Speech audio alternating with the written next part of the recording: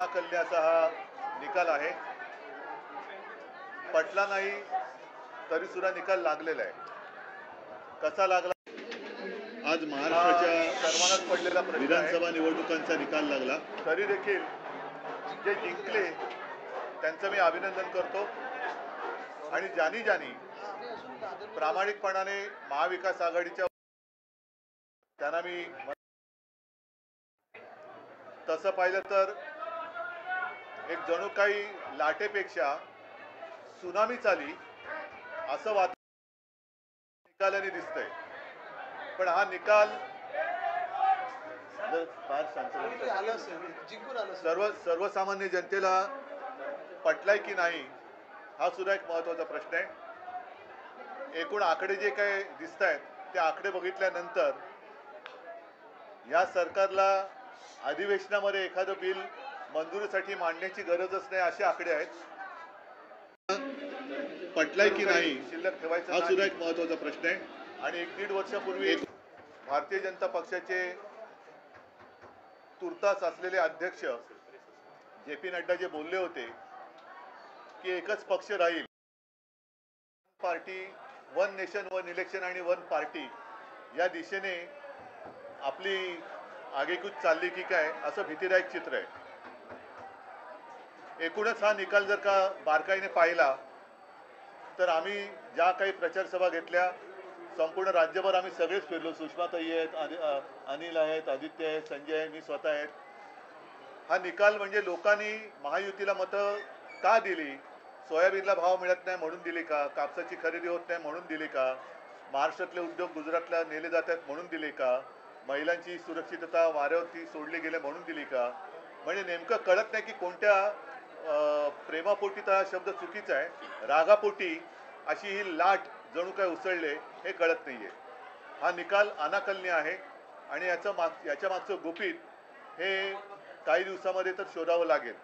तूर्त मी महाराष्ट्राच्या जनतेला सांगतोय की आपण निराश होऊ नका, खचून जाऊ नका.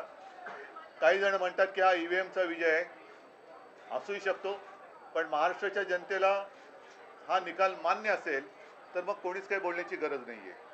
पण जर मान्य नसेल तर त्यांना सांगतो की आम्ही प्राणपणाने महाराष्ट्रासाठी लढत राहू, महाराष्ट्राच्या हितासाठी आम्ही लढत राहू. कोणी काही म्हटलं तरी महाराष्ट्राच्या जनतेला मी वचन देतो की आम्ही तुमच्यासोबत आहोत. हा जो विजय आहे महायुतीचा लाडकी बहीणचा इम्पॅक्ट असल्याचं म्हटलं जाते. लाडकी बहीणचा इम्पॅक्ट जर का असेल तर मग बाकीच्या ज्या काही गोष्टी या उघड दिसत होता, आपण सुद्धा रिपोर्टिंग केलेलं आहे. मी तेच म्हटलं ना की सोयाबीनला भाव नाहीये, कापूस खरेदी होत नाही, शेतकऱ्याच्या डोक्यावरती कर्ज चढलेलं आहे, बेरोजगारी वाढते आहे, महिला असुरक्षित आहेत, ह्या अशा अनेक गोष्टी, बेकारी वाढते आहे. तर लाडकी बहीण पेक्षा ज्या महिला आमच्या सभेला प्रचंड संख्येने येत होत्या त्यांच्यासमोर प्रश्न होता की घर कसं वाढवायचं, चालवायचं. कारण महागाई वाढते म्हणजे वाढती महागाईची शाबासकी म्हणून या सरकारला मत दिलं का? आणि आता मला एक असं वाटतं प्रामाणिकपणे, हा टोमणा नाही, की यावेळेला तरी अस्सल भाजपचा कोणतरी मुख्यमंत्री होईल अशी अपेक्षा आहे किंवा आशा आहे.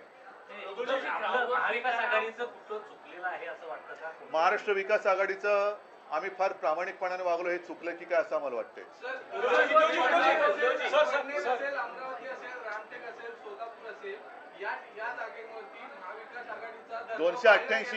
288 पैकी या मोजलेल्या जागा किती आहेत?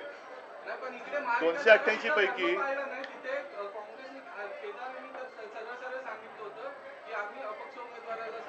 बरोबर आहे, पण 288 पैकी ह्या जागा किती आहेत आणि अशाच काही जागा या त्यांच्याकडे पण आहेत. पण म्हणून मी म्हटलं ना की अशी लाट उसळले असं काय नेमकं यांनी काम केलंय ते तिथे दाखवा ना. पण आणखीन एक गोष्ट अशी आहे की ठीक आहे, आता ते जिंकलेले तर आहेत, त्याच्यामुळे त्याच्यात मला त्यांचं अभिनंदन करण्यामध्ये मला कुठे कद्रूपणा दाखवायचं नाहीये. मी त्यांचं अभिनंदन करतो. आणि आता निवडणूक आयोगाने स्थगिती दिलेली लाडकी बहीण ही योजना पूर्ववत चालू करून त्याच्यात 2100 रुपये दर महिना ते द्यायला लागतील. शेतकऱ्यांचं कर्जमुक्त ते लवकर करतील आणि जी काही त्यांनी आश्वासनं दिलेत ती नंतर कोणी बोलू नये की असा जुमला तर निवडणुकीच्या वेळेला करावा लागतो.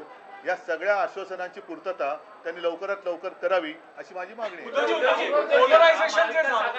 ग्राउंडवर फिरताना महाविकास आघाडीसाठी पोषक वातावरण दिसत होतं आणि इतका बदल अचानक लोकसभा निवडणूक झाल्यानंतर अवघ्या काही महिन्यात हाच एक अनाकलनीय बदल आणि मला असं वाटतं की करोनाच्या काळामध्ये कुटुंब प्रमुखापर्यंत प्रमाणे माझं ऐकणारा महाराष्ट्र हा माझ्याशी असा वागेल याच्यावरती माझा विश्वास नाही आहे. कारण मी जे सांगत आलो त्याच तळमळीने याही वेळेला मी महाराष्ट्राला मनापासून तळमळीने सांगितलं होतं आणि असा हा माझा महाराष्ट्र हा असा वागेल याच्यावरती माझा विश्वास नाही आहे. नक्की काहीतरी गडबड आहे. हिंदू मुस्लिम एक पोलराइजेशन दिखाई दिया, खुल के बात कर रहे थे, बटेंगे तो कटेंगे, आपको लगता है ये कुछ नहीं चला क्योंकि बेकारी तो कुछ चीज़ें ऐसी होती कि जो सेक्युलर होती है, जैसे बेकारी है, महंगाई है, वो सेक्युलर है. सभी को महंगाई की मार पड़ रही है, सभी को जो बेरोजगारी है वो सता रही है. तो ऐसे कुछ नहीं.